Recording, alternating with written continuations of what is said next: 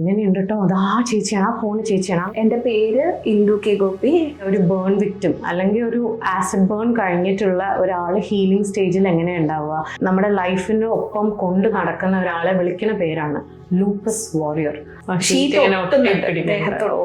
പിന്നെ ഷീറ്റ് ഇങ്ങനെ വലിച്ചെടുക്കുമ്പോൾ സ്കിൻ അങ്ങനെ ഇളകി ഇങ്ങനെ പോരുന്നുണ്ട്. പല അസുഖങ്ങളെ മിമിക് ചെയ്യുന്ന ഒരു അസുഖം ആയതുകൊണ്ട് തന്നെ 30+ ഡയഗ്നോസിസ്. അതെ, ശരിക്കും പറഞ്ഞാൽ കോളേജിൽ എൻ്റെ ബാച്ച്മേറ്റ്സ് ഇറങ്ങി പോകുന്നത് എനിക്ക് ഒരേ ആഗ്രഹങ്ങളും സ്വപ്നങ്ങളും ഒക്കെ ആയിട്ട് വന്നിട്ട് ഒക്കെ എല്ലാവരും പോയി.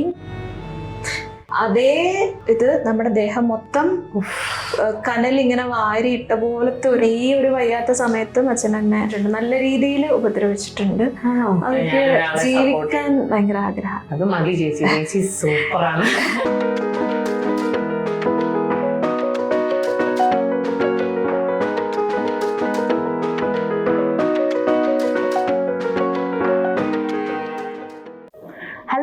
Welcome to another episode of doctor Nora talks. ഞാൻ ഡോക്ടർ നോറയാണ്. അപ്പോൾ എന്താണെന്ന് വെച്ച് കഴിഞ്ഞാൽ നമ്മുടെ എല്ലാവരുടെയും ലൈഫിൽ നമ്മൾ ഒരാളെങ്കിലും പരിചയപ്പെടും, നമുക്ക് ഭയങ്കരമായിട്ട് ഇങ്ങനെ അഡ്മയർ ചെയ്തു പോവും അവരുടെ ഒരു കറേജ് ടു ലിവ്. ഞാൻ എൻ്റെ ലൈഫിലെ ആളെയാണ് ഇന്ന് നിങ്ങൾക്ക് പരിചയപ്പെടുത്തി തരുന്നത്. ഞാൻ ആളെ പരിചയപ്പെടുന്നത് ഞാൻ ഡെന്റിസ്ട്രി പഠിക്കാൻ മാർ ബസിലിയസ് ഡെന്റൽ കോളേജ് കോതമംഗലത്ത് ജോയിൻ ചെയ്ത് കഴിഞ്ഞിട്ടാണ്. എല്ലാവരും എൻ്റെ അടുത്ത് ഇങ്ങനെ ഒരു അസുഖമുള്ളൊരു ചേച്ചിയുണ്ട് എന്നുള്ള കുറേ ഒരു നമ്മളിങ്ങനെ വിസ്പർ ചെയ്തിട്ട് ഇങ്ങനെയുണ്ട് കേട്ടോ, അതാ ചേച്ചിയാണ്, ആ ഫോൺ ചേച്ചിയാണ്. അങ്ങനെയാണ് ഞാൻ സത്യം പറഞ്ഞ ചേച്ചിനെ കുറിച്ച് കേൾക്കുന്നത്. കണ്ടു കഴിഞ്ഞപ്പോൾ ശരിക്കും പറഞ്ഞാൽ കുറച്ച് നേരത്തേക്ക് ഞാൻ ഷോക്ക്ഡ് ആയിരുന്നു. കാരണം ഒരു ബേൺ വിക്ടിം അല്ലെങ്കിൽ ഒരു ആസിഡ് ബേൺ കഴിഞ്ഞിട്ടുള്ള ഒരാൾ ഹീലിംഗ് സ്റ്റേജിൽ എങ്ങനെയാണ് ഉണ്ടാവുക? ദേഹത്ത് മൊത്തം ഇങ്ങനെ സർക്കിളായിട്ട് ഇങ്ങനെ ഹീൽ ചെയ്യുന്ന ഓരോ വൂൺസ്. അങ്ങനെയാണ് ഞാൻ ചേച്ചിനെ കാണുന്നത്. അപ്പോൾ എനിക്ക് ഭയങ്കര ഓ മൈ ഗോഡ്, എന്തോരം വേദന അനുഭവിക്കുന്നുണ്ടാവും. അപ്പോൾ ആ ചേച്ചിനെ ഞാനിങ്ങനെ ശ്രദ്ധിക്കാൻ തുടങ്ങി. പിന്നെയും നമ്മൾ ഒരുപാട് സംസാരിച്ചിട്ടൊന്നും ഇല്ലെങ്കിലും ദിവസങ്ങൾ ചെല്ലും തോറും ചേച്ചിനെ കുറിച്ച് കൂടുതൽ അറിയാൻ തുടങ്ങി. കൂടുതൽ എനിക്ക് ആരാധന അങ്ങോട്ട് തുടങ്ങി, അങ്ങനെ തന്നെ പറയണം. കാരണം എന്താ വെച്ച് കഴിഞ്ഞാൽ നമുക്കിപ്പോൾ ഒരു ഡെൻ്റൽ കോളേജിൽ ചെന്ന് കഴിഞ്ഞിട്ടുണ്ടെങ്കിൽ ഡെൻ്റൽ കോളേജിൻ്റെ തന്നെ ഒരു 100 സ്ട്രെസ് ഉണ്ടാവും. ഇപ്പോൾ ആ ടെസ്റ്റ്, ഇപ്പോൾ നമ്മളൊരു കേസ് ചെയ്യുകയാണെങ്കിൽ അതിൻ്റെ ഡിഫിക്കൽട്ടീസ്, അതിൻ്റെ കോംപ്ലിക്കേഷൻസ്, നമ്മളെ സ്റ്റാഫ് ചീത്ത പറയുന്നതിൻ്റെ ടെൻഷൻസ്, അങ്ങനെ മുതലായ കുറേ കാര്യങ്ങളുണ്ട്. അപ്പോൾ അതൊക്കെ തന്നെ നമുക്ക് സഹിക്കാൻ ഇത്തിരി ബുദ്ധിമുട്ടാണ്.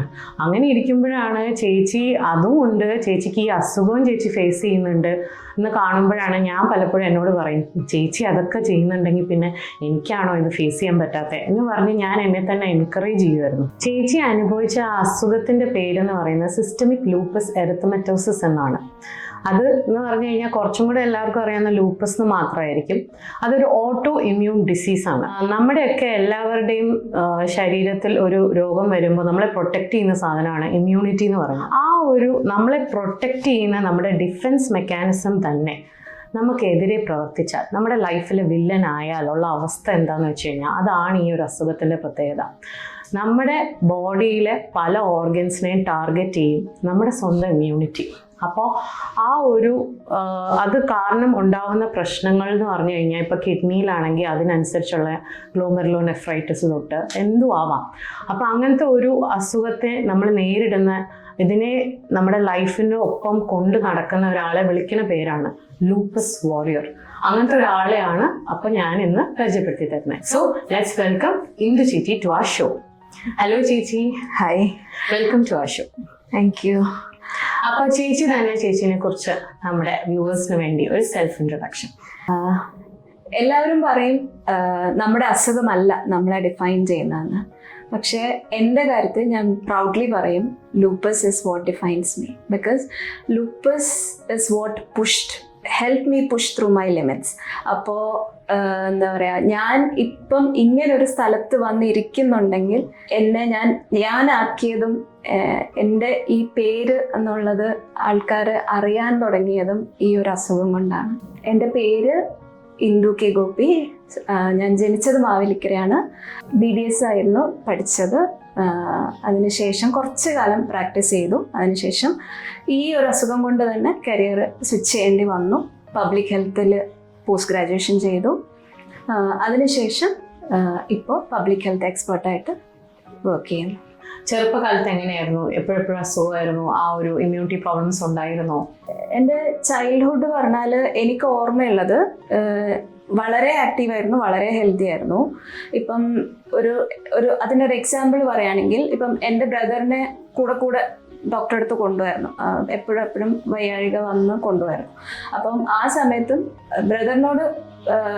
ബ്രദറിനെ കൊണ്ടുപോകുമ്പം പാരൻസിനോട് പീഡിയാട്രീഷ്യൻ ചോദിച്ചിട്ടുണ്ട്, എന്തുകൊണ്ടാണ് ഇത് മൂത്ത ആള് പെൺകുട്ടി ആയതുകൊണ്ടാണോ അതിനെ ഒന്നിനും ഒരു അസുഖം പറഞ്ഞിട്ടും കൊണ്ടുവരാറില്ലല്ലോ എന്ന് പറയായിരുന്നു. അപ്പം അത്ര തന്നെ ഹെൽത്തി ആയിരുന്നു ഞാൻ ഒരു until I was 14 years old. Okay, 14 ഇയേഴ്സിൽ എന്താ സംഭവിച്ചത്? 14 ഇയേഴ്സിൽ ശരിക്കും പറഞ്ഞാൽ നമുക്ക് WHO ഇതായിട്ട് ഒരു ഹെപ്പറ്റൈറ്റിസ് ബി വാക്സിനേഷൻ ക്യാമ്പയിൻ ഉണ്ടായിരുന്നു. അപ്പം അത് 99-ലാണ്. അപ്പം ആ സമയത്ത് നമുക്കൊരു മാസ് ഇമ്മ്യൂണൈസേഷൻ ക്യാമ്പയിൻ പോലെയാണ് അത് വന്നത്. അപ്പം അതിൻ്റെ ഭാഗമായിട്ട് എനിക്കും വാക്സിനേഷൻ എടുത്തു. അപ്പം അതിൻ്റെ ഒരു ആഫ്റ്റർ ഇഫക്റ്റ് നമ്മൾ WHO ടേംസിൽ പറയുകയാണെങ്കിൽ അഡ്വേഴ്സ് ഇവൻറ്റ്സ് ഫോളോയിങ് ഇമ്മ്യൂണൈസേഷൻ എന്ന് പറയും. അപ്പം ആ ഒരു രീതിയിൽ ഒരു ഫീവർ പോലെ തുടങ്ങി. അതിനുശേഷം പിന്നെ കുറച്ച് അത് മേ ബി അതൊരു ട്രിഗർ ആയിരിക്കാം.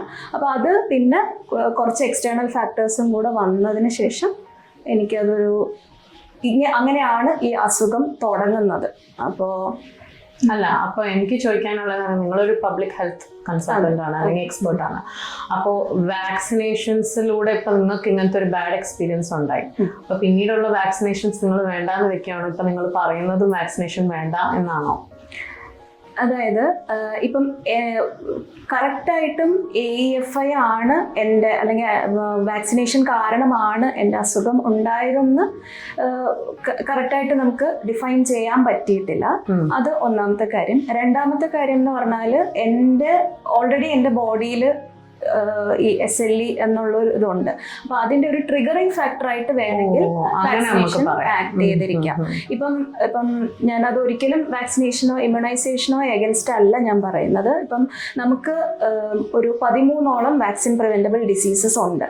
അപ്പം അത് നമ്മുടെ ഒരു കുഞ്ഞ് ജനിക്കുന്നത് മുതൽ അത് ഹെൽത്തി ആയിട്ട് സർവൈവ് ചെയ്ത് വളരെ ഹെൽത്തി ആയിട്ട് ഒരു കുട്ടി ഒരു ഗ്രോണപ്പ് ആവുന്നത് ആ ഒരു സ്റ്റേജ് വരെയും ഏറ്റവും കോസ്റ്റ് ഇഫക്റ്റീവായിട്ട് ചെയ്യാൻ പറ്റുന്ന ഒരു മെത്തേഡാണ് ഇമ്മ്യൂണൈസേഷൻ. അപ്പോൾ ഇപ്പൊ ഈ ഒരു ട്രിഗർ പോയിന്റ് വന്നു, നിങ്ങൾ അതെന്തായാലും അറിയില്ലല്ലോ, കാരണം ഇങ്ങനെ ഒരു സംഭവം വന്നു, റിയാക്ഷൻ വന്നു, പിന്നെ എന്തായിരുന്നു സിംറ്റം? അതിനുശേഷം ഇപ്പം ഞാൻ 10th SSLC എക്സാം കഴിയുന്നത് ഇയർ 2000-ലാണ്. അപ്പം പാരൻസ് എന്നെ ഇതിന് വേണ്ടിയിട്ട് വിടുന്നുണ്ട്, കമ്പ്യൂട്ടർ ക്ലാസ്സസും പിന്നെ അതിൻ്റെ കൂടെ പിയാനോ കീബോർഡിന് വേണ്ടിയിട്ട് വിട്ടു. ഒരു ഉച്ച സമയത്താണ് ഞാൻ ഈ ക്ലാസ്സസ് രണ്ടും അറ്റൻഡ്. അപ്പോൾ ആ ഒരു വെക്കേഷൻ ടൈമാണ്, മാർച്ച് സമ്മർ ടൈമാണ്. അപ്പം അതിൻ്റെ വെയിൽ നല്ല രീതിയിൽ കൊണ്ട് സൈക്കിളിലായിരുന്നു പോകുന്നത്. അപ്പം അത് ഒരു വൺ ഓഫ് ദ എൻവയോൺമെന്റൽ ഫാക്ടേഴ്സ് ആണ് ലൂപ്പസ് ട്രിഗർ ചെയ്യാനുള്ളത്. അപ്പൊ അതൊരു കുറച്ചു കാലം ഞാൻ എക്സ്പോസ്ഡ് ആയപ്പോഴത്തേക്കും എനിക്ക് ഫോട്ടോ സെൻസിറ്റീവ് റാഷസ് പോലെ വന്നു. അപ്പൊ അത് സൺ എക്സ്പോഷർ ഉള്ള സ്ഥലത്താണ്. അപ്പൊ അത് ഈ ചീക്സിൽ വന്നു. അതിനുശേഷം അത് താഴെ കഴുത്തിലേക്ക് എക്സ്റ്റെൻഡ് ചെയ്യാൻ തുടങ്ങി. അപ്പൊ നമ്മൾ ഈ SLE എന്ന് പറയുമ്പോൾ ഒരു ബട്ടർഫ്ലൈ റാഷ് എന്നൊക്കെ പറയുമല്ലോ, അതുപോലെയൊക്കെ വന്നിട്ടുണ്ടോ ചേച്ചിക്ക്? ഇല്ല, അത് എല്ലാവർക്കും മാല റാഷ്, ബട്ടർഫ്ലൈ ഷേപ്പ് റാഷ് വരണം എന്ന് നിർബന്ധമില്ല. അപ്പം ഇതാണ് എനിക്ക് വന്ന ഇനിഷ്യൽ ഒരു സിംറ്റം ആയിട്ട് വന്നിരുന്നത്. അപ്പം അത് ആ സമയത്ത് അടുത്ത് ഡെർമറ്റോളജിസ്റ്റിനെ കാണിച്ചു. അപ്പം സൺസ്ക്രീൻ തന്നു, സൺ എക്സ്പോഷറിൻ്റെ ആണ് എന്നുള്ളതിൽ അതങ്ങനെ. അപ്പം അതിനുശേഷം ഞാൻ പിന്നെ ഇത് കഴിഞ്ഞു, വെക്കേഷൻ കഴിഞ്ഞു, പിന്നെ +1 ജോയിൻ ചെയ്യുന്നതിൻ്റെ ആ തിരക്കായി. അപ്പം സ്വാഭാവികമായിട്ടും അറിഞ്ഞോ അറിയാതെയോ ആ എക്സ്പോഷർ കുറഞ്ഞു. അപ്പം അതുകൊണ്ട് തന്നെ ആ ഫോട്ടോ സെൻസിറ്റീവ് റാഷസും മാറി. പിന്നെ അതിനെപ്പറ്റി ഞാൻ ചിന്തിച്ചില്ലായിരുന്നു. അടുത്ത ട്രിഗർ എപ്പോഴായിരുന്നു? ട്രിഗർ പറഞ്ഞാൽ ഞാൻ +2 കഴിഞ്ഞ് എൻട്രൻസ് റിപ്പീറ്റ് ചെയ്യാൻ വേണ്ടിയിട്ട് പോയ ഒരു ടൈം ഉണ്ടായിരുന്നു. അതായത് ഒരു 1 ഇയർ തൃശ്ശൂരായിരുന്നു. അപ്പൊ അവിടെ അതെ, എങ്ങനെയാണ് ഒരു മെന്റൽ സ്ട്രെസ് അല്ലെങ്കിൽ ആഗണി എനിക്ക് അതൊരു ട്രിഗറിങ് പോയിന്റ് ആണ് എന്നുള്ളത് എനിക്ക് അപ്പോഴാണ്, അന്നേരം ഇതാണ് എന്ന് മനസ്സിലാകുന്നില്ല. അപ്പോൾ ഒരു കോമ്പറ്റീറ്റീവ് വേൾഡ് എന്താണ് എന്നുള്ളതിന്റെ ഒരു മേ ബി അതൊരു എൻ്റെ എൻട്രി പോയിന്റ് ആയിരിക്കാം, കോമ്പറ്റീറ്റീവ് വേൾഡിലേക്കുള്ള എൻ്റെ ഒരു എൻട്രി പോയിന്റ് എന്ന് വേണമെങ്കിൽ പറയാം. അപ്പോൾ അവിടെ. അല്ല, അപ്പം പൊതുവെ ഷെൽട്ടേർഡ് ആയിരുന്നോ ചൈൽഡ്ഹുഡ്? ഇപ്പൊ ഈ പറയുന്ന പോലെ പാരന്റ്സ് ഒക്കെ ഭയങ്കരമായിട്ട് കോഡൽ ചെയ്ത് നല്ല മീൻസ് എല്ലാം ചോദിക്കുന്നൊക്കെ മേടിച്ചു തരിക, അങ്ങനത്തെ ഒരു ചൈൽഡ്ഹുഡ് ആയിരുന്നോ? ഇല്ല, ഒട്ടും പാമ്പേർഡോ അല്ലെങ്കിൽ എൻ്റെ ബേസിക് നെസസിറ്റീസ് തന്നെ മേ ബി അതൊരു നെഗ്ലക്റ്റഡ് ചൈൽഡ്ഹുഡ് ആയിരുന്നു. അപ്പോ പാരൻസ് അവരുടേതും ഒരു അബ്യൂസീവ് റിലേഷൻഷിപ്പ് ആയിരുന്നു. ഫാദർ അബ്യൂസീവ് ആയിരുന്നു. അമ്മേനെ, അതെ. ഞാൻ പല ദിവസങ്ങളിലും ഞാൻ രാത്രിയിൽ ബഹളം കേട്ടിട്ട് ഞാൻ ഉണർന്ന് ഇങ്ങനെ അച്ഛൻ അമ്മേനെ ഉപദ്രവിക്കുന്നത് ഞാൻ പലതവണയും ഞാൻ കണ്ടിട്ടുണ്ട്. അപ്പം അങ്ങനെ ഒരു അതിന് ശേഷം തന്നെ ഞാനൊരു 9th സ്റ്റാൻഡേർഡ് ഒക്കെ ആയപ്പോൾ എനിക്ക് ഹോസ്റ്റലിൽ പോകണം, അല്ലെങ്കിൽ വീട്ടിൽ നിന്ന് മാറി നിൽക്കണം എന്നുള്ളൊരു ഇതുണ്ട്. അപ്പം ഞാൻ വീട്ടിൽ എന്നെ ഹോസ്റ്റലിലാക്കണം അല്ലെങ്കിൽ ഏതെങ്കിലും റെസിഡൻഷ്യൽ സ്കൂളിലാക്കണം എന്നുള്ളത് ഞാൻ കൂടെ പറയുമായിരുന്നു. അച്ഛൻ നല്ല അബ്യൂസീവ് ആയിരുന്നു എന്ന് പറയുമ്പം എൻ്റെ ആ മാർക്സ് എനിക്ക് കുറച്ച് കാലം വരെയും എൻ്റെ ബോഡിയിൽ തന്നെ ഉണ്ടായിരുന്നു. അപ്പോൾ അത് അപ്പൊ ചേച്ചീനെ അടിക്കുമായിരുന്നു, നല്ല രീതിയിൽ ഉപദ്രവിക്കുമായിരുന്നു. അപ്പോ അല്ല, എന്നിട്ട് അമ്മ വേറെ ബ്രദർ ആരെങ്കിലും സിസ്റ്റർ അങ്ങനെയെങ്കിലും ഉണ്ട്? എനിക്കൊരു യങ്ങ ബ്രദർ ഉണ്ട്. അപ്പോ അമ്മയുടെ അടുത്ത് ഞാൻ പറയാം, അമ്മ ഓക്കെ, അച്ഛൻ മെർച്ചന്റ് നേവി ആയിരുന്നു. അപ്പം വർഷത്തിലൊരിക്കൽ ആണ് ഒരു 3 months ലീവിനാണ് വരിക, ഹോളിഡേയ്സ്. പിന്നെ അമ്മ പോസ്റ്റ് മാസ്റ്റർ ആയിരുന്നു. അപ്പൊ അമ്മ ഉണ്ട്, പക്ഷെ അമ്മ ഇമോഷണലി അവൈലബിൾ അല്ലായിരുന്നു. എൻ്റെ ഒരു കൺസേൺസോ അല്ലെങ്കിൽ ഒന്നും പറഞ്ഞാൽ അമ്മയ്ക്ക് മനസ്സിലാകുമോ, അല്ലെങ്കിൽ അമ്മയും അത് ബോധേഡ് അല്ലായിരുന്നു. ഞാനത് പറയാൻ എനിക്കും അത് അങ്ങനെ പറയണം എന്നുള്ളത് എനിക്കും ആയിരുന്നില്ല. അപ്പോ ഇപ്പം അച്ഛനൊരിക്കല് വന്ന് ഉപദ്രവിക്കും. ഞാൻ അമ്മയോട് പറയുന്നുണ്ട്, അമ്മ നമുക്ക് ഇവിടുന്ന് പോവാം, അച്ഛൻ ചിലപ്പോ എന്നെ കൊല്ലും ഇനി കൂടുതൽ ഇവിടെ നിന്നാൽ. അത്രയും പേടിച്ചപ്പോ പക്ഷെ അമ്മ പറഞ്ഞത്, അമ്മ മേ ബി ഒരു സൊസൈറ്റൽ പ്രഷറിന്റെ ഇതിലായിരിക്കാം. അമ്മ പറഞ്ഞു, അങ്ങനെ നമ്മൾ കല്യാണം കഴിച്ചൊരു വീട്ടിൽ നിന്ന് നമ്മൾ ഇറങ്ങിപ്പോവാന്ന് പറഞ്ഞാൽ സമൂഹം നമ്മളെ ഒറ്റപ്പെടുത്തും. അത് ഒരു വുമൺ ആയിരുന്നാല് we are supposed to bear all these kind of things എന്നുള്ളൊരു ഇതാണ് അമ്മ. എന്റെ ചെറിയ പ്രായത്തിൽ തന്നെ അമ്മ എനിക്ക് എൻ്റെ അടുത്ത് ഇൻസ്റ്റാൾ ചെയ്ത് തന്നിരുന്ന ഒരു ഇത് അങ്ങനെയാണ്. ഞാനെന്താ ചോദിച്ചെന്ന് വെച്ചാൽ ഇപ്പൊ കോമ്പറ്റേറ്റീവിലോട്ട് ഇറങ്ങി എന്നൊക്കെ പറഞ്ഞപ്പോ ഞാൻ വിചാരിച്ചു അത്രയും നാള് ഭയങ്കര അടിപൊളി ചൈൽഡ്ഹുഡ് ഒക്കെ കഴിഞ്ഞിട്ട് അങ്ങനെ വരുവാന്ന്. പക്ഷെ ഇതായിരുന്നു. അപ്പൊ ശരിക്കും പറഞ്ഞ ഒരു എന്താ പറയാ, ഒരു വീട്ടിൽ അങ്ങനെ ആയതുകൊണ്ട്. പക്ഷെ ഫ്രണ്ട്സ് ഒക്കെ നന്നായിട്ടുണ്ടായിരുന്നു സ്കൂൾ ലൈഫില്? ഉണ്ട്, അപ്പൊ ആ ഒരു മൂഡിലായിരിക്കും ചിലപ്പോ അങ്ങോട്ട് ചെന്നിട്ടുണ്ടാവും. പക്ഷെ ബാക്കിയുള്ളവരെല്ലാം അടുത്ത ആൾ എങ്ങനെ പഠിക്കുന്നു, അടുത്ത ആൾ എന്ത് ചെയ്യുന്നു, ആ ഒരു അതൊക്കെ ചേച്ചി പ്രതീക്ഷിച്ചിട്ടില്ല എന്ന് തോന്നുന്നു അല്ലെ, അങ്ങനത്തെ ഒരു അറ്റ്മോസ്ഫിയർ? അത് ഒരു ഞാൻ തന്നെ ഇനിഷ്യേറ്റീവ് എടുത്ത് അവിടെ ഒരു സ്റ്റഡി ഗ്രൂപ്പ് ഒക്കെ ആക്കി. എനിക്ക് ഇഷ്ടമായിരുന്നു എല്ലാവരും കൂടെ ഇരുന്ന്. എനിക്ക് കമ്പൈൻ സ്റ്റഡി എന്ന് പറയുന്നത് എനിക്ക് ഇഷ്ടമായിരുന്നു. അപ്പോ ഒരു ടൈം ടേബിൾ ഒക്കെ ആക്കി, ഇത്ര മണി മുതൽ ഇത്ര മണി വരെ, അങ്ങനെ അത് ആ ഒരു രീതിയിലായിരുന്നു പോയിക്കൊണ്ടിരുന്നത്. അപ്പോൾ പെട്ടെന്ന് ഒരു ഇൻസിഡന്റ്, അതായത് ഇപ്പം ഒരു കുട്ടി പോയിട്ട് കംപ്ലൈന്റ് ചെയ്യാണ് സാറിൻ്റെ അടുത്ത്. അപ്പോൾ അത് സാർ അത് നമുക്ക് അവിടുത്തെ രീതി എങ്ങനെയാന്ന് വെച്ചാൽ ഗേൾസിന് മോർണിംഗ് സെഷനും ബോയ്സിന് ആഫ്റ്റർനൂൺ സെഷനാണ് ഉണ്ടാവുക. അപ്പം ഇൻ ബിറ്റ്വീൻ ഉള്ള ആ ഒരു ടൈം ഉണ്ട്. അവിടെ ആ സമയത്ത് ഒരു ഹാഫ് ആൻ അവർ സാറിൻ്റെ ഒരു സ്പീച്ച് പോലെ, ഒരു പ്രയറും ഒരു സ്പീച്ച് ഉണ്ടാവും. അപ്പം അത് എനിക്കിഷ്ടമായിരുന്നു. സാർ അത് പറയുന്നത് ഞാൻ അങ്ങനെ വേർഡ് ബൈ വേർഡ് ഞാൻ എഴുതിയെടുക്കുമായിരുന്നു. അപ്പോൾ അങ്ങനെ അന്ന് പറയുന്നതും ഞാനത് എഴുതിയെടുക്കുന്നുണ്ട്. പക്ഷെ അത് എന്നെ പറ്റി ആ പറയുന്നതെന്ന് നോ ക്ലൂ. അപ്പോ ഞാൻ ഹോസ്റ്റലിൽ തിരിച്ചെത്തുമ്പോൾ കുട്ടികളെല്ലാം എന്നെ പോയിന്റ് ചെയ്തിട്ട് പറയുന്നുണ്ട്, നിന്നെ പറ്റിയാ പറയുന്നത്. പക്ഷെ എനിക്കത് എന്താണെന്ന് മനസ്സിലാകുന്നില്ല. ജസ്റ്റ് സാർ പറയുന്നൊരു ഇത് പൊസസീവ്നെസ് ഇസ് നോട്ട് ഗുഡ്. പിന്നെ കുറച്ച് ആ രീതിയിലുള്ള കാര്യങ്ങൾ. അപ്പം അത് ഞാൻ പയ്യാണ് ഞാൻ പിന്നെ അത് റീകളക്ട് ചെയ്ത് എടുക്കുമ്പോഴാണ് ഓക്കെ, അത് ആ കുട്ടി എന്നെ ഞാൻ ഒരു സെക്ഷൽ അഡ്വാൻസ് എടുത്തു ആ കുട്ടിയുടെ അടുത്ത്, ആ ഒരു രീതിയിൽ ആ കുട്ടീനെ അപ്രോച്ച് ചെയ്തു എന്നുള്ള രീതിയിൽ പോയിട്ട് അത് സാറിൻ്റെ അടുത്ത് കംപ്ലൈൻറ്റ് ചെയ്യും. എനിക്കതൊരു ഇറ്റ് വാസ് 2002. ശരിക്കും അതെ, അങ്ങനത്തെ ഒരു സത്യം പറഞ്ഞാൽ എന്താ ഈ പറഞ്ഞ ലെസ്ബിയൻ ഗേ എന്നൊക്കെ ഉള്ള കേൾവി അല്ലാതെ നമ്മൾ അങ്ങനത്തെ ഒരാളെ കാണുന്നില്ല അന്ന കാലത്ത്. അപ്പോ അത് ശരിക്കും ഒരു ഷോക്കാണ്. നമ്മൾ അങ്ങനെയാണെന്ന് ഒരാള് ഉന്നയിച്ചു കഴിഞ്ഞാൽ ഒരു ഭയങ്കര ഷോക്കായിരിക്കും അത്.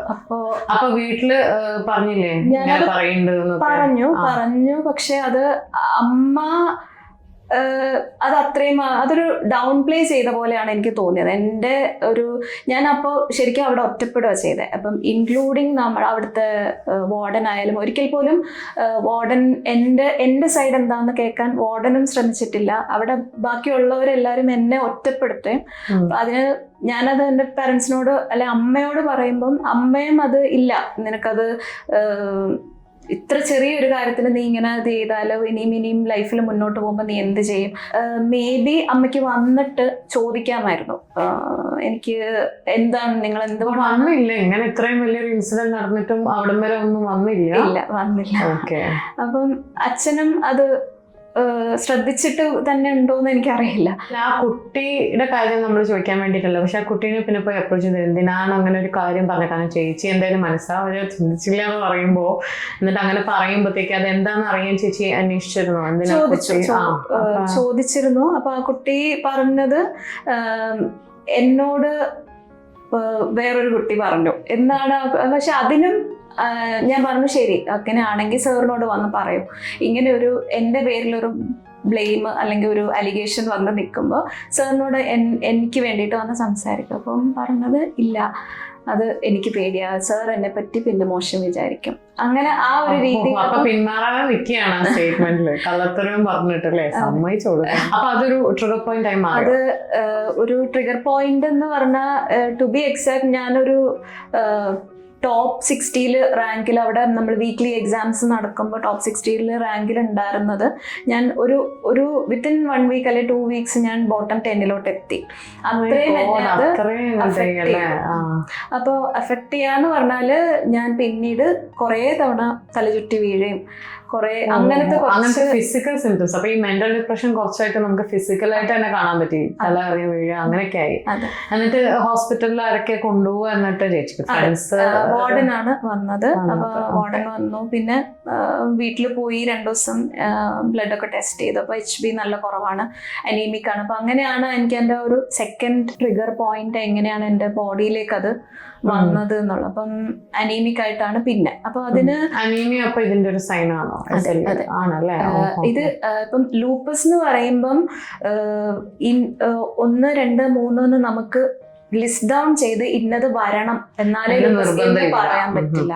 അപ്പം വരാതിരിക്കാം. ലൂപ്പസ് ഒരു നല്ലൊരു മിമിക് ചെയ്യുന്ന ഒരു ഡിസീസാണ്. ഏത് അസുഖത്തിനും ഡയഗ്നോസ് ചെയ്യാൻ ഒത്തിരി പാടാണ്. എല്ലാവരും മറ്റേതാണ് വർഷമെന്ന് പറഞ്ഞ് ഇങ്ങനെ ഇരിക്കും, കുറെ കാലം അങ്ങോട്ട് പോകും, പിന്നെ ഡിസ്കവർ ചെയ്യാം അല്ലെ. ഓക്കെ, അപ്പൊ ഈ ഒരു മെന്റൽ ഇൻസിഡന്റിന് ശേഷം പിന്നെ വിട്ടോ അവിടുത്തെ കോച്ചിങ്? ഇല്ല, ഞാനത് അവിടെ തന്നെ കണ്ടിന്യൂ ചെയ്തു. അതിന്റെ കൂടെ തന്നെ എനിക്ക് അനീമിയക്കുള്ള മെഡിസിൻസ് തരുന്നുണ്ടായിരുന്നു. അത് കഴിക്കുന്നുണ്ട്, പക്ഷെ ശരിയാവുന്നില്ല. അങ്ങനെ എൻട്രൻസ് എഴുതി കിട്ടി. ആദ്യം വന്നത് അല്ല ഞാൻ ആദ്യം എനിക്ക് ഗവൺമെന്റ് ആയുർവേദ കോളേജ് ട്രിവാൻഡ്രത്തായിരുന്നു. അപ്പം അവിടുന്ന് എൻ്റെ സാറിന് അപ്പം അത് ആ ഒരു ടൈം, അതായത് എൻട്രൻസ് എക്സാം കഴിഞ്ഞു, ഞാൻ ആയുർവേദ കോളേജിലേക്ക് പോകുന്നതിനും ആ ഒരു ടൈം പീരീഡിലേക്ക് എനിക്ക് രാവിലെ എഴുന്നേൽക്കുമ്പോൾ ഫേഷ്യൽ പഫിനെസ്, മുഖത്തൊക്കെ നീര് പോലെയൊക്കെ വരാൻ തുടങ്ങി. അപ്പം അത് കുറച്ചു കാലം എങ്ങനെ പോയി. അതെനിക്ക് ഹോസ്പിറ്റലിൽ പോകണം, കാണിക്കണം എന്ന് എനിക്ക് അറിയില്ല. അപ്പം ഒരിക്കലും എപ്പോഴോ അപ്പൊ ഈ രാവിലെ വരുന്ന സാധനം ഉച്ചയാകുമ്പോഴത്തേക്ക് മാറും. അപ്പൊ രാവിലെ എഴുന്നേൽക്കുമ്പോ ഫേസ് നല്ല പഫി ആയിട്ടായിരിക്കും ഇരിക്കും.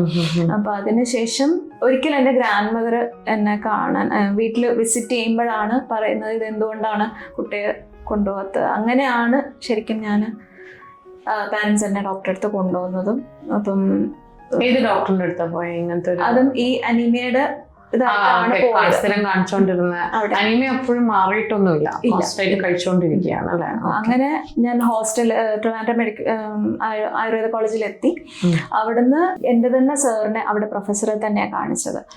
അവിടുന്ന് സ്കാൻ എല്ലാം ചെയ്തു. അപ്പം കിഡ്നി ട്രബിൾ ആണ് എന്നുള്ളൊരു ഇതിലോട്ടാണ് അത് പോയിന്റ് ചെയ്തത്. അപ്പൊ അതിനുശേഷം സ്കാൻ ചെയ്തു, മെഡിസിൻസ് സ്റ്റാർട്ട് ചെയ്തു. അപ്പൊ അതിനുശേഷം ക്ലാസ് കഴിഞ്ഞ് ഈവനിങ്സ് വരുമ്പോഴത്തേക്കും കാലില് നീര് വരാം. രാവിലെ ഫേസിൽ എഡിമ വന്നു, വൈകുന്നേരത്തേക്കും കാലിൽ എഡിമ വരാൻ തുടങ്ങി. അപ്പം അത് ആയപ്പോഴത്തേക്കാണ് ഡോക്ടർ പറഞ്ഞത് ശരി പോയിട്ട് നെഫ്രോളജിസ്റ്റിനെ കാണിക്കണം എന്ന് പറയുന്നത്. അപ്പോഴത്തേക്കും എനിക്ക് ഹയർ ഓപ്ഷൻ കിട്ടി, മാർബസേലിയസിലേക്ക്. അങ്ങനെയാണ് ഞാൻ അവിടെ എത്തുന്നത് അല്ലേ? അപ്പൊ ആ ഒരു ആയുർവേദിക് ലൈൻ ഓഫ് ട്രീറ്റ്മെന്റും കൊണ്ടാണ് അവിടെ എത്തുന്നത്, അത് കണ്ടിന്യൂ ചെയ്തുകൊണ്ടിരുന്നത്? അല്ല, ഇത് ഈ പീഡനെഡിമ, കാലിലേക്ക് എഡിമ വന്നു തുടങ്ങിയപ്പം സാറ് തന്നെ പറഞ്ഞു ഒരു നെഫ്രോനെ ഒന്ന് കാണിക്കണം എന്ന് പറഞ്ഞു. അപ്പൊ അങ്ങനെ ഞാൻ കാണാൻ നോക്കി, ശ്രമിച്ചു, പക്ഷെ അപ്പോയിന്റ്മെന്റ് കിട്ടിയില്ല. അങ്ങനെ ഞാൻ നാട്ടിൽ വന്നു. ചെങ്ങന്നൂർ അവിടെ ഒരു സൂപ്പർ സ്പെഷ്യാലിറ്റി ഹോസ്പിറ്റൽ ഉണ്ട്, അവിടെ കാണിച്ചെടുത്തുനിന്ന് സാറ് പറഞ്ഞു പിന്നെ എന്തായാലും കൊതമംഗലത്താണ്, അപ്പം എനിക്ക് വരാനും പോകാനും എളുപ്പം അമൃതയാണ്, സോ റെഫർ ചെയ്യാം അങ്ങോട്ട്. എന്തായാലും ബയോപ്സി ചെയ്യണം, ലോങ് ടേം ട്രീറ്റ്മെന്റ് വേണം, അപ്പം അങ്ങോട്ടേക്ക് റെഫർ ചെയ്യാം. അങ്ങനെ ഈ കിഡ്നിയുടെ പ്രോബ്ലം എന്ന് പറയുന്നല്ലാതെ പ്രോബ്ലത്തിന്റെ പേരൊന്നും ഇല്ല, അന്നൊന്നും പറഞ്ഞിട്ടില്ല. കിഡ്നി റിലേറ്റഡ് ആണ്. അപ്പൊ അതെന്താണ് കൃത്യമായിട്ട് ഐഡന്റിഫൈ ചെയ്യാൻ ഡയഗ്നോസിസിന് വേണ്ടിയിട്ടാണ് ബയോപ്സി എന്നുള്ളൊരു ഓപ്ഷൻ. അപ്പോൾ അമൃതയിൽ പോയി. അപ്പൊ എൻ്റെ ഫസ്റ്റ് ക്ലാസ് സ്റ്റാർട്ട് ചെയ്യുന്ന അതേ ദിവസം തന്നെയാണ് അമൃതയിൽ ഫസ്റ്റ് അപ്പോയിന്റ്മെന്റും. അങ്ങനെ അപ്പൊ ഞാൻ അമൃതയിലാണ് അപ്പൊ അവിടെ ചെന്നു. അവിടുന്ന് ബയോപ്സിക്ക് വേണ്ടിയിട്ട് പറഞ്ഞു. ബയോപ്സി ചെയ്തതും ഗ്ലോമറുലോനെഫ്രൈറ്റിസ് എന്നുള്ള ഒരു കൺക്ലൂഷനിലേക്ക് അവർ എത്തിയത്. അതിന് വേണ്ടിയിട്ട് സ്റ്റിറോയിഡ്സ് സ്റ്റാർട്ട് ചെയ്തത്. ഫസ്റ്റ് ഇയർ തന്നെ ഞാൻ മേ ബി കഷ്ടിച്ചൊരു 4 മാസമായിരിക്കാം ഞാൻ ക്ലാസ് അറ്റൻഡ് ചെയ്തിട്ടുണ്ടാവാം. എന്നിട്ട് പാസ്സായോ?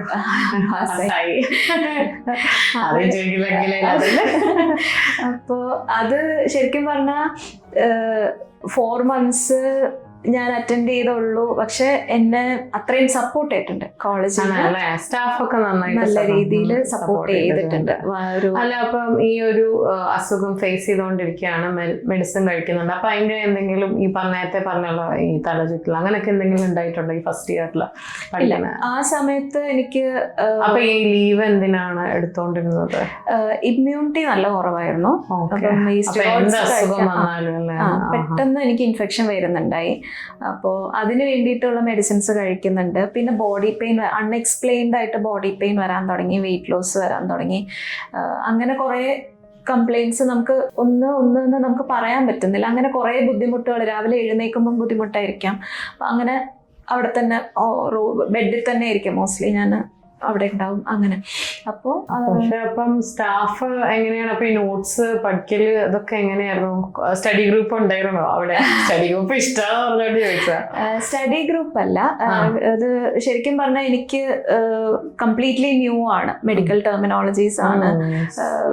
ഡെന്റൽ ഫസ്റ്റ് ഇയർ നല്ല ടഫാണ്, ഒരാൾക്ക് എന്തെങ്കിലും മനസ്സിലാവില്ല. പ്രാക്ടിക്കൽസ് ഒന്നും എനിക്ക് ലാബൊന്നും അറ്റൻഡ് ചെയ്യാൻ പറ്റിയിട്ടില്ല. അപ്പോൾ എനിക്ക് ഓർമ്മയുള്ളത് എൻ്റെ റൂംമേറ്റ്സ് എനിക്ക് അവര് പഠിച്ച് കഴിഞ്ഞ് എക്സാമിന്റെ തലേന്ന് വൈകുന്നേരം അവർ റിവൈസ് ചെയ്യുന്നത് എൻ്റെ അടുത്ത് വന്നിരുന്നിട്ടാണ്. എൻ്റെ ബെഡ് സൈഡിലാണ് അവർ റിവൈസ് ചെയ്യുന്നത്. അത് കേട്ടിട്ട് ഞാൻ പോയിട്ടാണ് എക്സാം എഴുതിയത്. ഈ പറഞ്ഞ പോലെ തന്നെ സെക്കൻഡ് ഇയറിലും ഇങ്ങനെ പോയോ, അതോ പ്രശ്നങ്ങളുണ്ടായോ? സെക്കൻഡ് ഇയറിലും ഇതേപോലെ അപ്പോഴത്തേക്കും സ്റ്റിറോയിഡ്സ് സ്റ്റോപ്പ് ചെയ്തു. കുറച്ചു കാലം നോർമലായിട്ട് പോയി. പക്ഷെ എനിക്ക് ആബ്സെൻസ് ക്ലാസ് കറക്റ്റായിട്ട് അറ്റൻഡ് ചെയ്യാൻ പറ്റുന്നില്ലായിരുന്നു. എത്ര മരുന്ന് കഴിച്ചിട്ടും കഴിച്ചില്ലെങ്കിലും ഈ ഒരു അവസ്ഥയ്ക്ക് ഒരു വ്യത്യാസമില്ല. അപ്പം വീട്ടിൽ നിന്ന് ഡോക്ടറിനെ കാണിക്കണം എന്നൊന്നും പറഞ്ഞില്ല? അപ്പോ അവിടെ കോളേജിലെ വൈസ് പ്രിൻസിപ്പൽ ഉണ്ടായിരുന്നു, ഡോക്ടർ ജിജു സാറ് എന്നെ ഒരു ആയുർവേദ ഡോക്ടറുടെ അടുത്തേക്ക് വിട്ടു. സാർ അപ്പോൾ സാറിന്റെ സിസ്റ്ററിന്റെ ട്രീറ്റ്മെന്റിന്റെ ഭാഗമായിട്ട് അങ്ങനെ ഒരു ഡോക്ടറെ അടുത്തേക്ക് വിടുന്നുണ്ട്. അപ്പൊ അവിടുന്ന് പക്ഷെ എനിക്ക് ആ ആയുർവേദ മെഡിസിൻസ് കഴിച്ചത് എൻ്റെ ബോഡിക്ക് ശരിയായില്ല.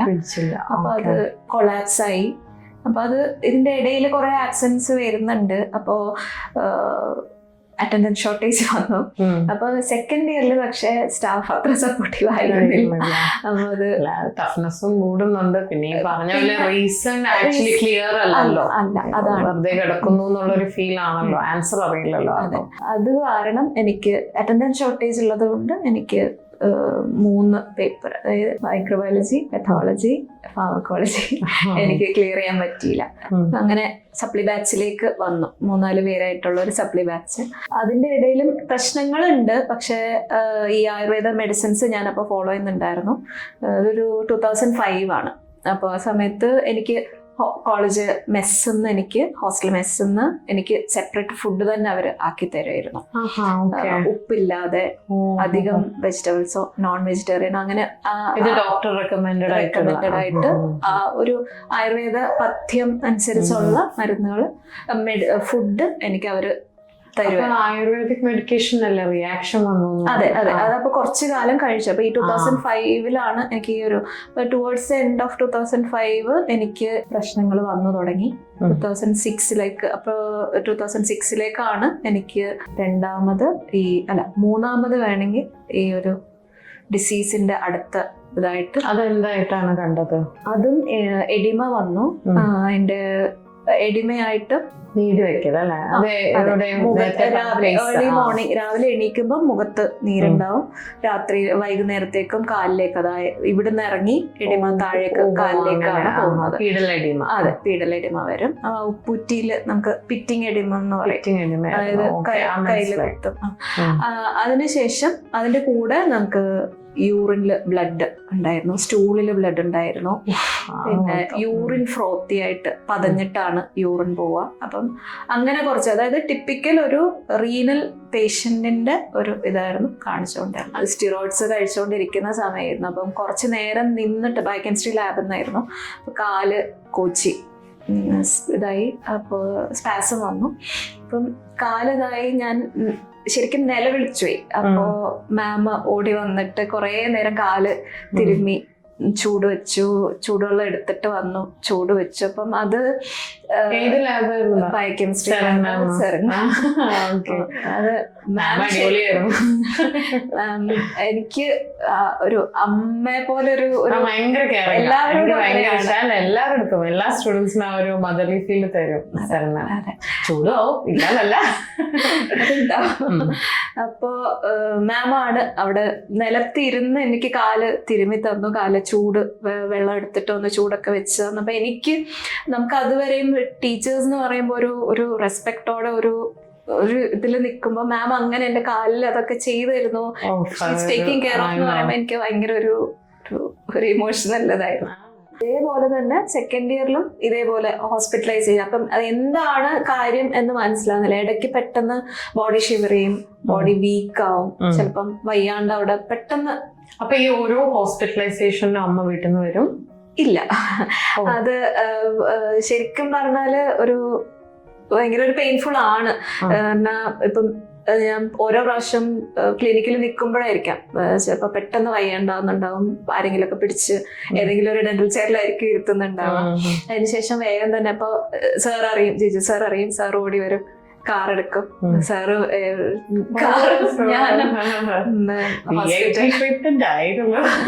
സാർ അത്രയും കെയർ ചെയ്തിട്ടുണ്ട്.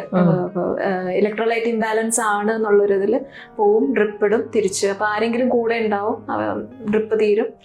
നമ്മുടെ ക്ലാസ്മേറ്റ്സിനെ വന്നാണെങ്കിൽ നല്ല പണിയും കിട്ടിയിട്ടുണ്ട്. ചിലപ്പോ നമ്മുടെ എക്സാം ടൈം ഒക്കെ ആകുമ്പോഴേ നല്ല പണി കിട്ടും. അതെ, ബാച്ച്മേറ്റ്സ് ആയിരുന്നു എന്നെ കൂടെ, അത്രയും അവര് നിന്നിട്ടുണ്ട്. അത്രയധികം ഹോസ്പിറ്റലൈസേഷൻ എന്ന് പറയുമ്പോൾ അവര് അങ്ങനെ തന്നെ നിന്നിട്ടുണ്ട്. അപ്പോ ഇടയ്ക്ക് ഇപ്പൊ ഈ അമൃതയിലെ റിവ്യൂ വരുന്ന സമയത്ത് ഞാൻ ഇവിടുന്ന് നേരെ അമൃതയിലേക്കായിരിക്കും പോകും. അപ്പൊ ആരെങ്കിലും ബാച്ച്മേറ്റ്സ് 1-2 പേരുണ്ടാവും കൂടെ. അമ്മ നാട്ടിൽ നിന്ന് അങ്ങോട്ടേക്ക് ഈ പെർമിഷൻ ചോദിക്കുമ്പോൾ ആ ബാച്ച്മേറ്റും ചോദിക്കേണ്ടി വരും. അതെ, ചോദിക്കേണ്ടി വരാറുണ്ട്. അപ്പൊ ചില സമയത്ത് ഇവര് കുട്ടികൾ കൂടെ വരുന്നത് കാരണം അമ്മ അത് കൺവീനിയന്റ്ലി അമ്മ അത് ഒഴിവാക്കും. അമ്മ ലീവ് എടുക്കണ്ടല്ലോ എന്നുള്ളത് അമ്മ ഒഴിവാക്കുന്നുണ്ട്. അപ്പം ഞങ്ങളായിരിക്കും പോയിട്ട് തിരിച്ചു വരിക. അപ്പം എന്ന് വെച്ചാൽ ഞാൻ ലീവ് എടുക്കുന്ന കൂടെ തന്നെ എന്റെ കൂടെ വരുന്നവർക്കും ലീവ് എടുക്കേണ്ടി വരുന്നുണ്ട്. അപ്പൊ അത് അങ്ങനെ കുറച്ച് തവണയായി. അതൊരു ഇഷ്യൂ ആയി. അപ്പം പ്രിൻസിപ്പള് വിളിപ്പിക്കല്ല, അവരൊരു മീറ്റിംഗ് കൂടി. അപ്പോൾ അമ്മയോട് പറഞ്ഞു, അമ്മ ഫോണിൽ വിളിച്ചിട്ട് പറഞ്ഞു, ശരിക്കും ആ ഒരു അവരുടെ ഇത് പറയുകയാണെങ്കിൽ മറ്റുള്ള കുട്ടികളെ അവരുടെ പാരൻസ് കൊണ്ട് കോളേജിൽ നിർത്തുന്നതും പഠിപ്പിക്കുന്നതും നിങ്ങളുടെ കുട്ടിക്ക് ബൈസ്റ്റാൻഡറായിട്ട് പോകാൻ വേണ്ടിയിട്ടല്ല എന്ന് പറയുമ്പോഴും അമ്മ, പക്ഷെ എനിക്കത് അപ്പൊ അവര് പറയുന്നത് നിങ്ങൾക്ക് ഒരു ഓപ്ഷൻ തരാം, നിങ്ങൾ ഒന്നിൽ നിങ്ങൾ സെൻട്രൽ ഗവൺമെന്റ് എംപ്ലോയി ആണ്, നിങ്ങൾക്ക് ട്രാൻസ്ഫർ കിട്ടും, അപ്പൊ അങ്ങോട്ടേക്ക് ട്രാൻസ്ഫർ എടുത്തോളൂ. അപ്പൊ അമ്മ പറയുന്നത് ഒരു ഡിസ്ട്രിക്റ്റിൽ നിന്ന് വേറൊരു ഡിസ്ട്രിക്റ്റ് അല്ലെ സർക്കിൾ മാറുമ്പം അമ്മയ്ക്ക് അത് സീനിയോറിറ്റിയിൽ പ്രശ്നം വരും, എന്താ പറയാ കരിയർ ബാധിക്കും, അതിന് എന്താ പറയാ പ്രൊമോഷന് ബാധിക്കും എന്നുള്ളത് പറഞ്ഞു. അപ്പോൾ അങ്ങനെയാണ് ഇവര് ഒരു മീറ്റിംഗ് കൂടി ഒരു ലെറ്റർ വീട്ടിലേക്ക് അയക്കുകയാണ് ചെയ്യുന്നത്. ഇത് നിങ്ങൾ കുട്ടിയെ ഹോസ്റ്റലിൽ നിന്ന് മാറ്റുക, പുറത്ത് കൊണ്ടുപോയി നിർത്തുക, നിങ്ങൾ ആരെയാ ഒന്നിൽ നിങ്ങൾ വന്ന് നിൽക്കുക, അതല്ലെങ്കിൽ ഒരു മെയ്ഡിനെ കൊണ്ട് നിർത്തിക്കോ എന്ന് പറയുന്നുണ്ട്. അപ്പോൾ ഓക്കെ, അങ്ങനെ ഒരു നിർബന്ധിതമായിട്ടാണ് അമ്മ വന്ന് ഇടയ്ക്ക് ഒരാഴ്ച ലീവ് എടുത്തിട്ട് ഇടയ്ക്ക് വന്ന് നിന്നിട്ടുണ്ട്. അപ്പൊ അതിനുശേഷം ഈ 2006 ടൈമിലാണ് എനിക്ക് മൂന്നാമത് ഈ ഒരു ഡിസീസിൻ്റെ ഇത് തുടങ്ങി, സിംറ്റംസ് തുടങ്ങി കഴിഞ്ഞപ്പോഴത്തേക്കും ഞാൻ അമൃതയിൽ കാണിക്കുന്നുണ്ട്. പക്ഷെ അവിടുന്ന് വീണ്ടും അവരെന്നോട് ബയോപ്സി ചെയ്യാനാണ് പറയുന്നത്. അപ്പം എനിക്കത് കഴിഞ്ഞ ഒരു 2 വർഷം മുന്നേ ചെയ്ത ബയോപ്സിയുടേത് നല്ല പെയിൻ ഉള്ളത്, അത് അപ്പോഴും മാറിയിട്ടില്ല. അത് ഭയങ്കര ഒരു പെയിൻഫുള്ളും മാക്സിമം ഞാൻ അവോയ്ഡ് ചെയ്യാനാണ് നോക്കുക. അപ്പൊ അതേ സമയത്ത് നമ്മുടെ സൂപ്പർ സീനിയർ ബാച്ചില് ചേച്ചി ചാൻസി ചേച്ചിയുണ്ട്. ചേച്ചിയുടെ ഫാദറിനെ കാണിക്കുന്ന അവിടെയാണ്. ചേച്ചി തന്നെ ഇനിഷ്യേറ്റീവ് എടുത്ത് എൻ്റെ റിപ്പോർട്ട്സ് കൊണ്ടുപോയി പാരൻസിനെ കൊണ്ട് ആ ഡോക്ടറെ കാണിച്ചു, നെഫ്രോളജിസ്റ്റിന്. എന്നിട്ട് അവർ തന്നെ എനിക്ക് അപ്പോയിൻമെൻ്റ് എടുത്ത് ഞാൻ വീട്ടിൽ പോയി കാണുക ചെയ്യുന്നത്. അപ്പം അമൃതയിൽ പറഞ്ഞു ഞാനൊന്ന് ഈ ബയോപ്സി പറയുമ്പം പീരിയഡ്സിന്റെ ടൈമിൽ നമുക്ക് ബയോപ്സി ചെയ്യാൻ പറ്റില്ല. അപ്പം അതും എല്ലാം ഒന്നിച്ച് വന്നതുകൊണ്ട് അപ്പോൾ ഓക്കെ 1 വീക്ക്, ആ 1 വീക്കിന്റെ ടൈമിൽ ഞാൻ പോയിട്ട് ട്രിവാൻഡ്രം മെഡിക്കൽ കോളേജിലെ നെഫ്രോളജിസ്റ്റ് ആണ് ഡോക്ടർ രാംദാസ് പിഷാരടി സാറിനെയാണ് കാണുന്നത്. അപ്പം അത് ശരിക്കും പറഞ്ഞാൽ ഞാൻ ആയുർവേദ കോളേജിൽ നിന്ന് നാട്ടിലേക്ക് പോരുന്നതിന് മുമ്പ് അവിടെ ഒരു നെഫ്രോളജിസ്റ്റിനെ കാണാൻ വേണ്ടിയിട്ട് ഞാൻ ട്രൈ ചെയ്ത അതേ സാറിനെയാണ് ഞാൻ 3 വർഷം കഴിഞ്ഞിട്ട് അപ്പോയിന്റ്മെന്റ് എടുത്തിട്ട് ഞാൻ പോയി കാണുന്നത്. അപ്പൊ മേ ബി അന്ന് കണ്ടിരുന്നെങ്കിൽ ചിലപ്പോ ഇത് നേരത്തെ കണ്ടുപിടിക്കാമായിരുന്നു അല്ലെ? അപ്പൊ ആളാണ് ഇത് ഡയഗ്നോസിസ് പറയുന്നത്. അപ്പോഴത്തേക്കും 2007 ആയി. ഇപ്പൊ 1999 എനിക്ക് സിംറ്റംസ് സ്റ്റാർട്ട് ചെയ്തിട്ടുണ്ട്. 2007 മാർച്ച് എൻഡില് ആണ് എനിക്ക് ഇത് സാർ പറയുന്നു this is A case of SLE എന്ന് പറയുന്നുണ്ട്. അപ്പൊ സാർ അത് അത്രയും സിമ്പിളായിട്ട് SLE ആണ് എന്ന് പറയുമ്പം ഞാനപ്പോൾ 3rd ഇയറിൽ പഠിക്കുകയാണ്. ഞാൻ SLE എന്നുള്ളൊരു വാക്ക് അവിടുന്ന് ഇവിടുന്ന് കേൾക്കുന്നുണ്ട്, നമ്മൾ മെഡിക്കൽ ടെർമിനോളജീസിലേക്ക് വരുന്നതാണ്. അപ്പോൾ ഓക്കെ, അവിടെ ഇവിടെയും കേൾക്കുമ്പം ഇത് ഒരു നമ്മുടെ ഡെന്റൽ പ്രൊസീജിയേഴ്സിൽ പോലും ലൂപ്പസ് ഉള്ളവർക്ക് ട്രീറ്റ്മെന്റ് എടുക്കുന്നവർക്ക് അത്രയും കോഷ്യസ് ആയിട്ട് വേണം മെഡിസിൻസ് കൊടുക്കാൻ എന്നുള്ളൊരു കാര്യമാണ് നമ്മൾ പഠിക്കുന്നത്. അപ്പം അറിയാം ലൂപ്പസ് എന്നുള്ളത് ഒരു നമ്മൾ കെയർഫുൾ ആയിട്ടിരിക്കേണ്ട ഒരു ഇതാണെന്ന് അറിയാം. പക്ഷെ I didn't no what it is. അത് ശരിയാണ്. ഇപ്പൊ ചേച്ചിനെ ഞാൻ ആക്ച്വലി 2007 എൻഡിൽ എവിടെയോ ആണ് കാണുന്നത്. ഞാൻ 2006 ജോയിൻ ചെയ്തത്. അപ്പോ 2007 ആയിട്ടാണ് കാണുന്നത്. പക്ഷെ ആ സമയത്ത് കാണുമ്പോഴും എനിക്കിതിനെ കുറിച്ച് ആക്ച്വലി വലിയൊരു ധാരണയില്ല. ഞാൻ 2nd ഇയർ സ്റ്റാർട്ട് ചെയ്യാൻ പോകണേ ഉള്ളൂ, സ്റ്റാർട്ട് ചെയ്തിട്ടുണ്ടാവും. അപ്പോൾ എനിക്കും അറിയില്ലായിരുന്നു. പക്ഷെ ഞാൻ 3rd ഇയർ എത്തിയപ്പോഴാണ് ഇതിന്റെ ഭീകരത എന്താണെന്നുള്ളത്. നമ്മളതുവരെ അസുഖം എന്നല്ലേ. അപ്പൊ ആ ഒരു സമയത്ത് ഞാൻ ചേച്ചിനെ കാണുന്ന സമയത്ത് അദ്ദേഹത്തെ കാണുന്നത് ലൂപ്പസിന്റെ ഭാഗമായിരുന്നു അല്ല, അത് ഡോക്ടർ രാംദാസ് പിഷാരടി അടുത്ത് ചെന്നു. അപ്പൊ സാറ് ഇത് ലൂപ്പസ് എന്താണെന്ന് എക്സ്പ്ലെയിൻ ചെയ്യാണ്. അപ്പൊ എക്സ്പ്ലെയിൻ ചെയ്യുമ്പോൾ അമ്മയും ഞാനും ആണ് പോയത്. അപ്പം അമ്മ ചോദിച്ച ചോദ്യം, ഓക്കെ ഇത് കുറെ നാൾ ട്രീറ്റ്മെന്റ് എടുക്കേണ്ടി വരും, അങ്ങനെ ആണെങ്കിൽ കുട്ടിക്ക് കല്യാണം കഴിക്കുന്നതിനോ കുട്ടിയുടെ മാരീഡ് ലൈഫിനോ എന്തെങ്കിലും പ്രശ്നം ഉണ്ടാവും. അപ്പം 22. അപ്പൊ ഞാനും അപ്പോഴാണ് ഓക്കെ മാരേജ് ഓക്കെ, അപ്പൊ ഇനിയും ലൈഫ് ആ രീതിയിലാണ് പോകുന്നത് എന്നുള്ളത് ഞാനും അപ്പോഴാണ് അതെ അതൊരു റിയലൈസേഷൻ പോലെയാണ് എനിക്കും വന്നത്. ഓക്കെ ഏജ് അത്രയും ആവുന്നുണ്ട്, എന്നുള്ളതും. അപ്പം സാർ അത് കംപ്ലീറ്റ്ലി ഇല്ല, ഒരു പ്രശ്നം ഉണ്ടാവില്ല, ട്രീറ്റ്മെന്റ് എടുത്ത് പോയാൽ മതി എന്നുള്ളതും പറഞ്ഞു. അപ്പം അതിനുശേഷം ഒരു നെക്സ്റ്റ് വീക്കിൽ ഞാൻ ട്രീറ്റ്മെന്റ് സ്റ്റാർട്ട് ചെയ്യാണ്. അപ്പൊ ഞാൻ പിന്നെ അമൃതയിലേക്ക് പോകുന്നില്ല. സ്റ്റാർട്ട് ചെയ്തത് അപ്പൊ അത് സ്റ്റാർട്ട് ചെയ്യുന്നത് നമ്മള് കീമോതെറാപ്പി ആണ് സ്റ്റാർട്ട് ചെയ്യുന്നത്. എന്ന് പറയുമ്പം നമുക്ക് സാധാരണ നമ്മള് കീമോതെറാപ്പി കേൾക്കുമ്പോൾ ആദ്യം എല്ലാവരും ക്യാൻസറിനുള്ള ഒരു ലേബലിലാണ് നമ്മൾ കേൾക്കുന്നത്. പക്ഷെ chemotherapy when in adjusted dosage ഒന്ന് മാറി നമ്മൾ ലൂപ്പസിന് വേണ്ടിയിട്ട് അത് അഡ്ജസ്റ്റ് ചെയ്ത് നമ്മൾ ചെയ്യുന്നതാണ്. എന്ന് പറയുമ്പോൾ നമ്മുടെ ഇമ്മ്യൂണിറ്റി പവർ അതെ സപ്രസ് ചെയ്യാൻ. എന്ന് പറയുമ്പോൾ എന്റെ ഇതെന്ന് പറഞ്ഞാൽ ഇമ്മ്യൂണിറ്റി ഡിസ്റെഗുലേറ്റഡ് ആണ്. It's not hyper, it's not hypo, dysregulate. അത് തോന്നുന്ന പോലെയാണ് ആണല്ലോ. നമ്മളെ തന്നെ അറ്റാക്ക് ചെയ്യാൻ തുടങ്ങുമ്പോൾ നമ്മൾ സംശയിച്ചു പോയി എന്താ പരിപാടി. അതെ, എന്റെ ശരീരം എന്നോട് തന്നെ യുദ്ധം പ്രഖ്യാപിച്ചു. അതെ അതെ, എന്താ ചെയ്യാ.